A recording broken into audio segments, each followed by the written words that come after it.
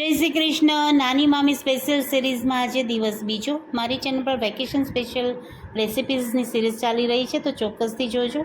પાસ્તાને 50% cook કરી લેવાના છે અને ત્યારબાદ એમાં મેગી ઉમેરીશું. મેગી ના ઉમેરવી હોય તો તમે અહીંયા નૂડલ્સ પણ ઉમેરી શકો. બધું જ પૂરેપૂરું કૂક કરી ચાળણીમાં કાઢી લઈશું અને ઠંડુ પાણી એડ કરીશું. ઠંડુ પાણી એડ કરવાથી એકબીજા સાથે સ્ટીક નહીં થાય. અથવા તમે અહીંયા 2 ચમચી જેટલું તેલ નાખી અને બધું મિક્સ કરી શકો છો. આ રેસીપીમાં વાપરેલા દરેક ઇન્ગ્રેડિયન્ટ્સ અહીંયા સ્ક્રીન પર મેન્શન કરેલા છે, તમે જોઈ શકો છો.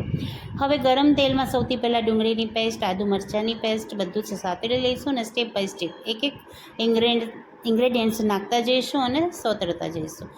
ટામેટાની પ્યુરી અને બીજા બધા જ મસાલા નાખી દીધા છે. થોડી કોથમીર પણ નાખીશું. મેગી મસાલો અને પાસ્તા મસાલાનો એક પેકેટ એડ કરી દઈશું અને ત્યારબાદ એમાં એડ કરીશું કેચઅપ અને માયોનીઝ અને કેચઅપ એડ કરવાથી ખૂબ જ સ્વાદિષ્ટ આ પાસ્તા બને છે.